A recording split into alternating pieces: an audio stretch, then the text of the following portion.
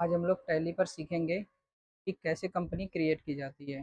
तो company create करने के लिए सबसे पहले आपको जो भी कंपनी टैली पर ओपन होती है पहले उसको सबसे पहले क्लोज किया जाता है। तो क्लोज करने के लिए हमेशा ध्यान रखिए कि कंपनी ऑप्शन होता है टॉप पर। इसके बाद आप अपने एरो की से नीचे आएंगे, यहाँ पर सेट कंपनी का ऑप्शन मिल जाएगा। सेट कंपनी पर क्लिक करिएगा। एंटर करने के बाद आपको जो भी कंपनी ओपन है उसका नाम दिखाएगा, उस नाम पर फिर से एंटर बटन दबाइएगा। जैसे ही आप एंटर बटन दबाएंगे तो ये कंपनी आपकी शट हो जाएगी। अब एक और स्क्रीन अपीयर होगी। अभी इस स्क्रीन में आप देखेंगे क्या कि जो पुरानी कंपनियां हैं वो भी दिखाएंगी और साथ ही साथ ऊपर एक ऑप्शन दिखाएगा आपको क्रिएट कंपनी का। इसमें कई सारे ऑप्शंस होते हैं। एक पहला ऑप्शन है आपका क्रिएट कंपनी, दूसरा है आपका select remote company, specify path, select from drive. ये एक अलग अलग पार्ट है, लेकिन जो अभी आपको ध्यान रखना है वो है क्रिएट कंपनी का। अब क्रिएट कंपनी वाले ऑप्शन पे हम लोग एंटर बटन दबा देंगे। इसमें कीबोर्ड का यूज थोड़ा ज़्यादा किया जाता है, तो इसलिए कोशिश करिए कीबोर्ड का यूज ज़्यादा से ज़्यादा। अब यहाँ पर कंपनी ऑप्शन आ गया।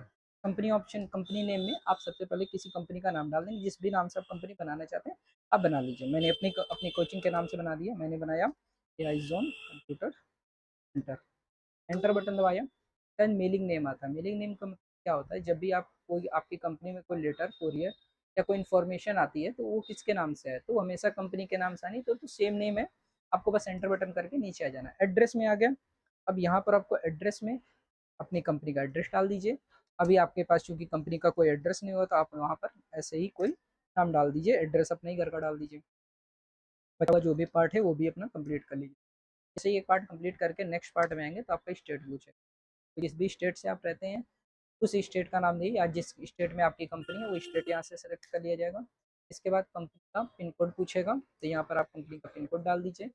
टेलीफोन नंबर, कंपनी का लैंडलाइन नंबर होता है, मोबाइल नंबर होता है, वो सारी इन्फॉर्मेशन होती है, तो आप यहाँ पर वो भी फिल कर सकते हैं। सब कंपनी में इन्फॉर्मेशन आपको मिल जाएगी। मोबाइल नंबर आपने डाल दिया, अपने मोबाइल नंबर डाल दिया। उसके बाद आपसे फैक्स नंबर पूछेगा। फैक्स एक मशीन होती है, प्रिंटर होता था वैसे ही रहती है, तो आजकल इसका यूज कम है, लेकिन फिर भी अगर फैक्स मशीन है तो उसमें भी एक नंबर होता है, तो आप वो नंबर यहाँ पर मेंशन कर सकते हैं। नहीं है तो कोई इशू नहीं, बता सकते हैं। इसके बाद यहाँ पर ईमेल आईडी डाली जाएगी। अभी ईमेल आईडी भी आपको कंपनी की ईमेल आईडी डालनी, ना कि अपनी। अभी प्रैक्टिस करनी है, आप अपनी ईमेल आईडी डाल सकते हैं। ईमेल आईडी मैंने यहाँ पर डाल दिया। इसके बाद कंपनी का वेबसाइट पूछेगा, तो कंपनी की अगर वेबसाइट है तो डाल दीजिए, नहीं है तो कोई इशू नहीं है, वहाँ पर भी आपको हटा दिया .com। अब यहाँ पर एक इंपॉर्टेंट पार्ट आता है, इसमें है आपका, अब आपकी कंपनी की फाइनेंशियल ईयर पूछेगा।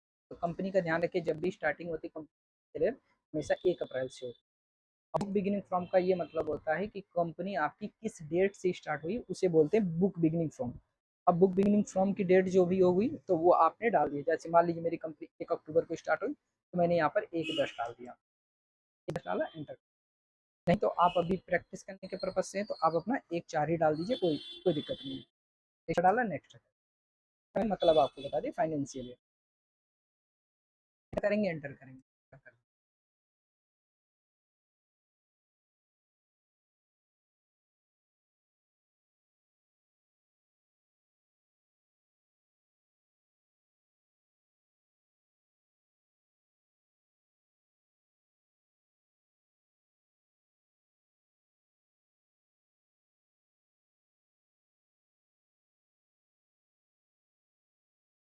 इस तरह एक स्क्रीन आ जाएगी, इसमें आप एंटर बटन करते हुए चले जाएगी। इसमें कहीं पर कोई कोई भी चीज़ मिस ना करिएगा।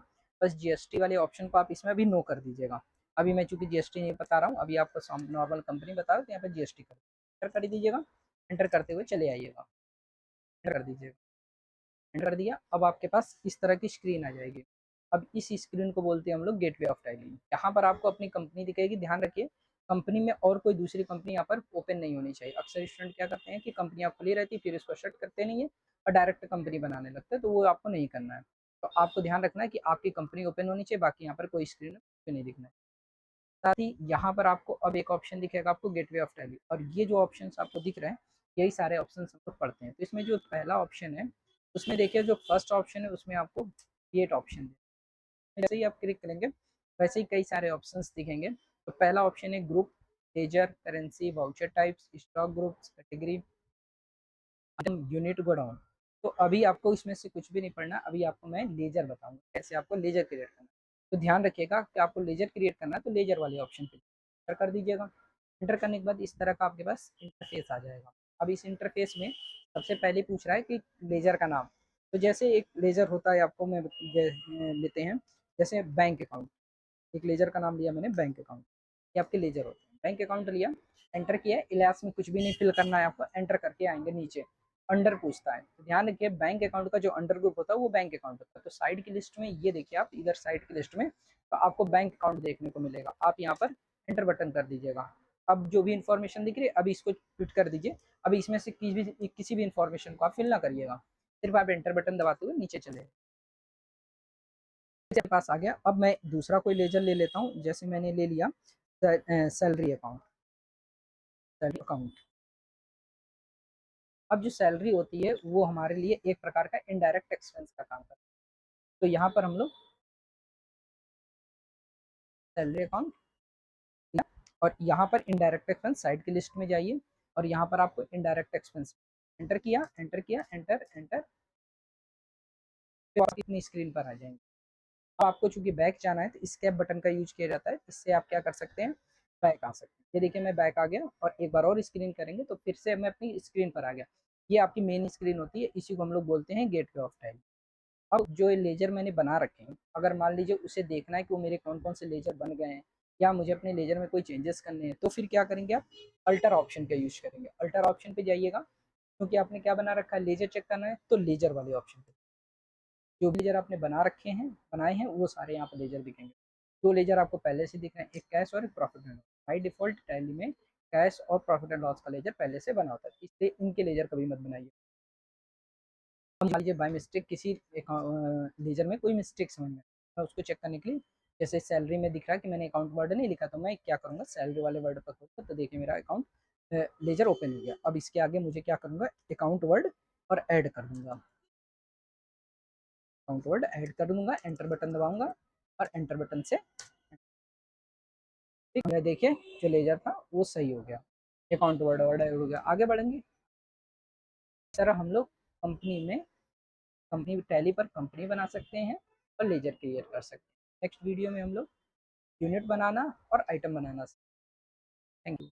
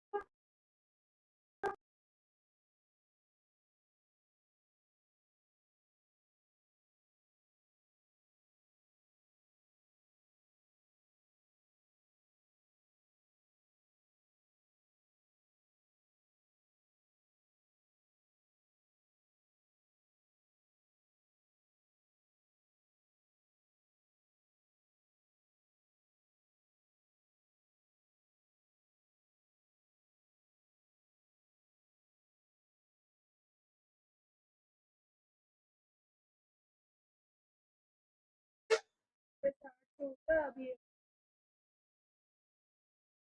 है, अपना वो मैम को अपना बता देना। क्या नाम है,